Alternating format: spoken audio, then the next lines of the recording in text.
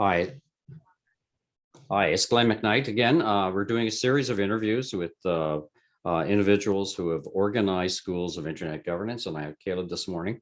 And please tell us about your school. Tell us about its achievements, and then if you can go on to talk about the great challenges that your school encountered because of COVID-19. Please, over to you.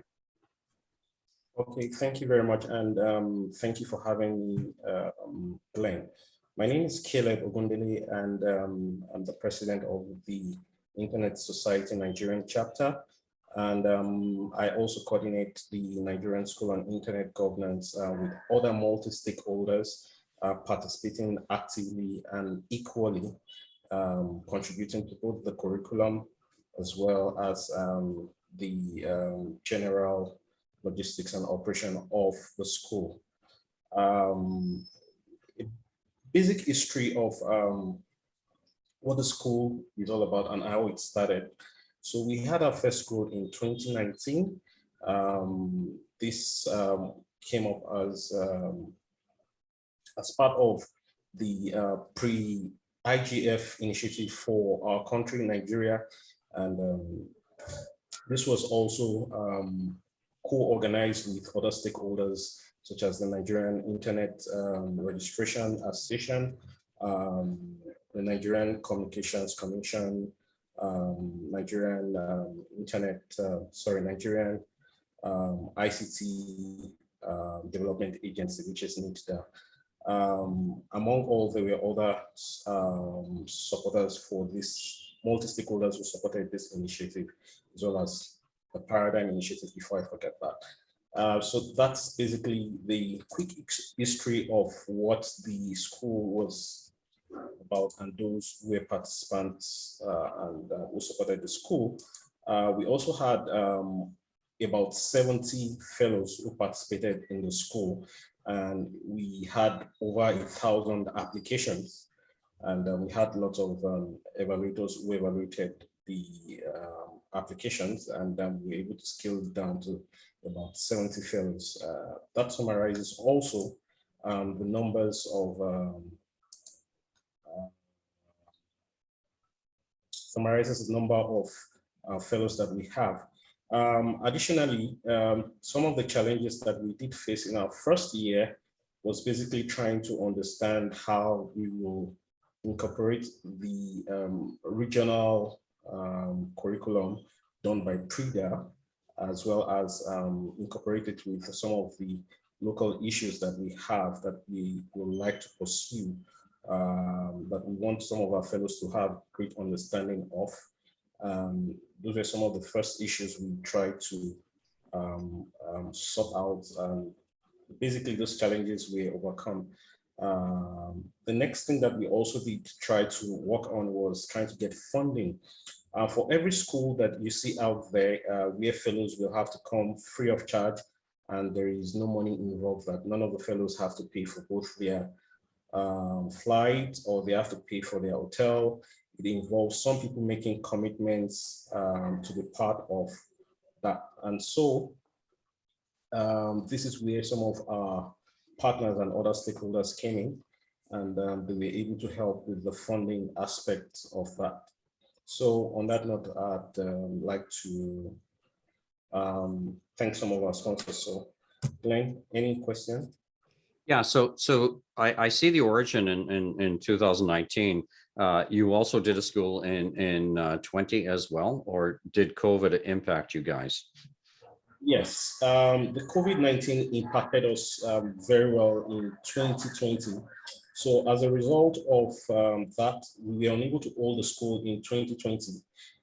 We actually did plan for it, but the government regulation that had a lot of shutdowns of activities didn't allow us push further. And so, despite the fact that we considered the virtual aspect of it, some of the fellows we interacted with also complained that they might not be able to fund being online for a very long time, because in this part of Africa, there are a lot of challenges. There were a lot of challenges during that period where there were lots of uncertainty about where the next meal will come from.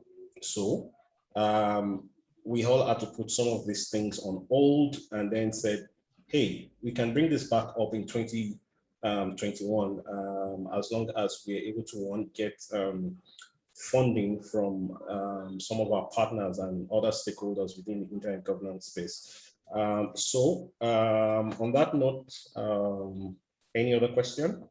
Yeah, so moving into 2021, what's your plans this year? Are you guys going to be doing a virtual, hybrid, or face-to-face? What's the plans this year?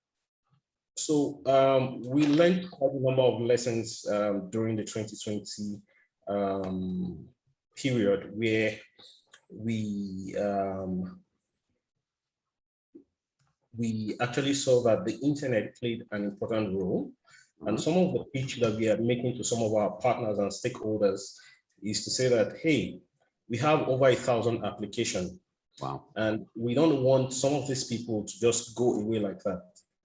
Now, how about us starting with an hybrid, first of all, having a virtual school, and part of our plans is to use the virtual school and internet governance platform to see how we can enroll some of our students. Now, the performance that we see from some of those fellows who will be enrolled in the virtual school on internet governance will determine if we will be able to then bring them on board to then come for the physical meeting, hopefully if we get funding support. The COVID-19 pandemic is slowing down in this part of the world, and there are a lot of vaccines coming up here and there, and people are getting vaccinated. So we are hoping that after having, first of all, the online session, where all the fellows will, or all those who have interest in the school will participate. We will then use that as an additional evaluation to then screen those who are actually participating actively with good intentions to then come for the school in during the pre-IGF meeting that we'll be having in Nigeria later in the year. Right, right. Now, it just occurred to me that in our, you mentioned VSIG, Virtual School of Internet Governance. One of the top 5 countries that our students are coming from is Nigeria. Excellent participation, and I'm hoping it's of value to you guys, because we see VSIG as a good preamble to a face-to-face. It doesn't replace what you guys do on the ground with local intelligence and local speakers.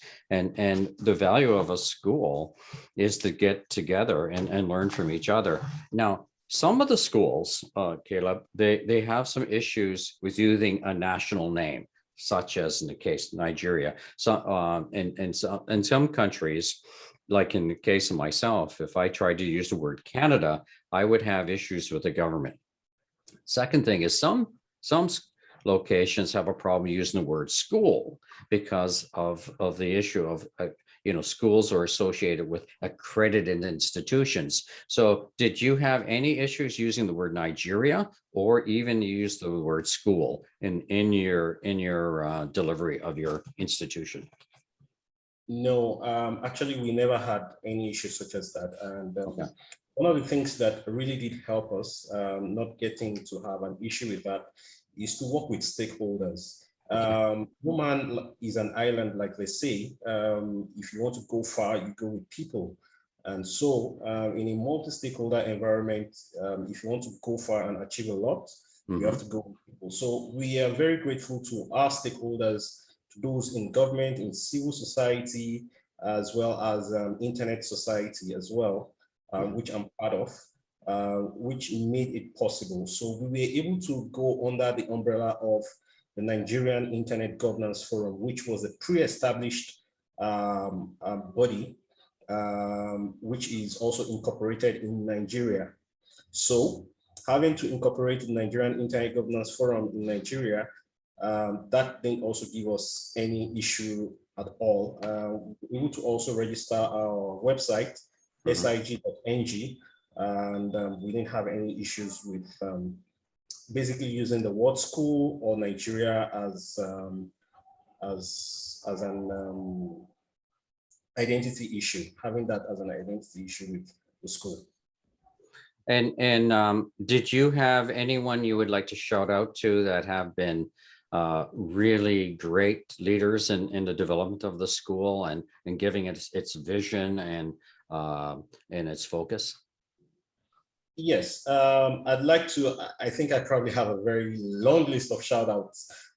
So the idea of me working up to my then president, Dewole Ajao, and telling him that it's good we have a school Mm, on internet governance in Nigeria under the ISOC auspices, uh, was the whole idea started with the African School on Internet Governance, where I was a fellow, and that was in 2017. And so my shout out first to Anret and Koliwe Injama for the good works they've done at that level. And then bringing it down home, I'd like to give good shout out to all our partners, NCC Meets the Paradigm Initiative, and NIRA, as well as the Nigerian Internet Governance Forum. We are also grateful to AFRINIC. We are grateful to VDT Communication, IXP, the Internet Exchange Point Nigeria, headed by Mohammed Rudman, and EcoConnect as well. These were the people who helped us get on our feet for the first school. And we are hoping that we will have more partners who will be able to bring in more mutual benefits, that will have mutual benefits in helping us support the school and what the school is doing. What I really like what you're saying is this broad, I guess, foundation of a variety of people in the civil society, academia, technical community that have come together with the vision you guys have in terms of delivering the school.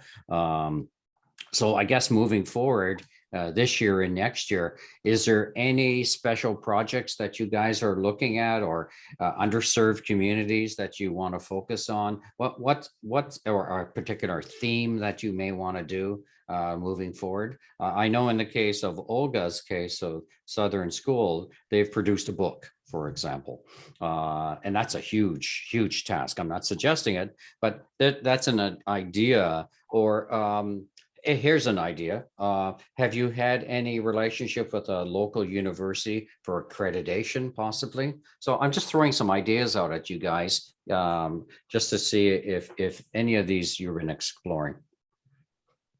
We haven't explored the idea of getting an accreditation from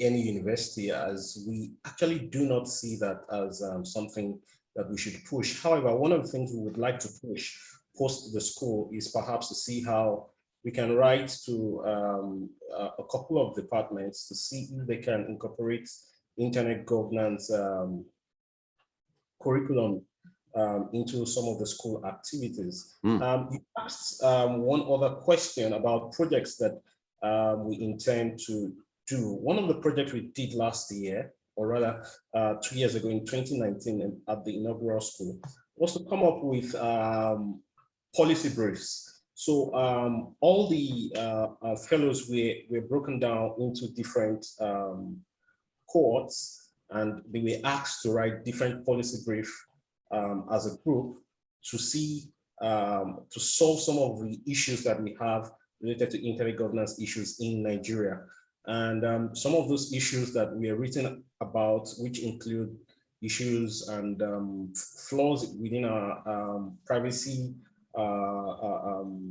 regulations, and issues around quite a number of other internet governance matters, we are written as policy briefs. And so those policy briefs were also pushed to the government as some form of advocacy and outputs from what the school has been able to achieve. So for this year, we would want to continue with that. It's a congregation of where we have smart people coming in together, and where they will all put heads together and say, hey, let's try and make some suggestions to the government about some of these issues that we have in Nigeria, such as community network issues, access infrastructure, and the most recent one, which has been very controversial in the African space, 5G, and some other issues like that, and see how we can write policy briefs to advise the government and say, perhaps this is the right way to follow, and we've been following these issues, and we would want to advise that you please consider this as part of way forward. Wow, that's an incredible idea. I really like that idea of the policy briefs. Looking at the fact that you took 1,000 applications and you came up with 70 fellows, these must be really high power and high caliber individuals. You have a profile on the background. Are they technical people, lawyers, civil society people? And I assume whatever their background is what they focus on in terms of their policy briefs. Is that correct? Yes. So first of all, let me mention this, that it was actually a very difficult selection process. Every applicant who applied were qualified in their own right. Okay. But the truth of the matter is here, we needed to streamline those who will be coming in based on their affiliation, either as civil society, technical community, as government, anyone coming from also the academia, as well as journalists, lawyers, and the rest of them. So we were able to bring down this based on different spaces where some of these people represent. And coming up with 70 was very difficult, but then we push along. But one of the beauty of the policy briefs, where we brought all of them together, was that we made sure nobody from a particular sector was dominating the entire conversation when they were having their practicum. So we had at least one civil society, one academia, one government individual in different groups that we did put them in to come up with some of the policy briefs, so that when somebody is making an argument from a civil society perspective, somebody is also making an argument from the government perspective. And you know, sometimes that government and civil society, they usually don't get along. So it was actually quite interesting to see them engage actively, debating on issues. Right. Are you guys, maybe you're doing it or not, or maybe you will in the future, will you be publishing these policy statements as proceedings each year? And would they be available from your website? Or how do you see this working in distribution? Yes, absolutely. We are making them available for access on the website. Okay. Are they current papers or that policy papers on the site now? Yes, they are. Perfect. Now, and I'm sure I don't want to sort of focus on one or two people, but you must have had incredible success with some of your students moving on to other things, whether into government or institutions. Is there anyone you want to mention in particular that you've seen them really blossom after taking the course?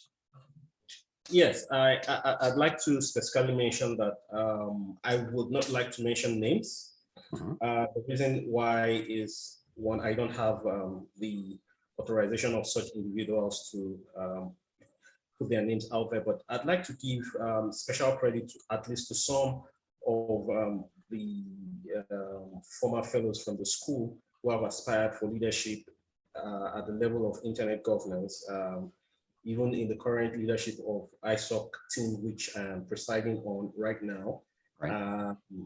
Some of them were former fellows of the school, and due to their participation there, they felt it was important to also not just be a participant, but someone who tries to make influences a change. And you know, like, one of the philosophers says that if you fail to participate in politics, you end up being governed by imbeciles. So in order not to be governed by imbeciles, they decide to be part of leadership. And we've seen some of them become fellows in ICANN as well as fellows in Afrinic. And some of them are making waves right now, writing lots of op-eds that we see on different news blogs, writing about issues that affects the country's internet governance ecosystem. And that specifically is one of the things that I have seen. More importantly, we've also seen some of them, specifically lawyers, who were probably undergraduates. They probably were just about getting their first degree during that period. And we've seen some of them now enroll to have specialty on internet governance at the level of master, specifically for those who studied law. Okay. Wow. So this has been a transformative experience, not only for the students and the participants, and I'm sure yourself, you've committed an incredible amount of time and energy to make this work. Are you all excited for 20? Go ahead, sorry. That is a teamwork. Okay. It's a teamwork by every stakeholder and to everyone that we worked with that made this possible. So it's really not an individual thing. We had all our stakeholders coming on board, including all the faculties. Shout out to all faculties at the 2019 and those who will be faculties in our 2020 class. Those who will be the faculty in the class of 2021 rather. Right. Yeah. I guess my question was your own personal journey, because, and I'm not downplaying the other partners, because it takes an entire group to make this happen. But you personally, since only today you and I are interviewing, you must have felt quite satisfied or rewarding for doing this. And so it's quite transformative, not for just a student, but for yourself as well. Any final comments that you'd like to share with us? Yeah, so one of the things that we'd like to see in the coming years is to see that some of the fellows that we've had to teach or who have been part of the previous schools are the ones taking over, and while we sit back and watch and just feel fulfilled that we've been able to achieve something and they are now the new change makers of the internet governance space. There is nothing that gives one more satisfaction than to see some of the fellows that you've worked with in time past deliver and have new insights based on some of the things that they've been taught and what they've experienced in the field. So those are some of my thoughts, and looking at a futuristic perspective of what the school will be like. That's what I actually believe we should be having. Well, you guys have done a lot of stuff in a very, very short period of time. Please do attend the IGF or DC Coalition of Schools of Internet Governance. Will be holding a session, but the purpose of these videos is we only have a limited amount of time, roughly an hour, but these videos will be available to any of the attendees at those sessions. So this is one of our outcomes that we strove to take. So with the DC Coalition, we also have our taxonomy of what curriculum is suggested for the schools. Plus we have the operations manual. So there's 2 resources. So any other feedback you can give to the DC Coalition, please attend it. That won't be till later in the fall or early winter that will be happening. And it's going to be a hybrid event. And I'm not going to be attending it. I'll be doing it virtually. Okay, that's great. Thank you so much for your time today, and let's keep in touch. And we wish you well with the next group that you'll have, and we'll chat to you again probably at the next ICANN meeting, maybe coming up in June. Yeah, absolutely. Great. Thank you. So much. All the best. Thank you for having me. Yeah. Thank you. Bye-bye. Bye.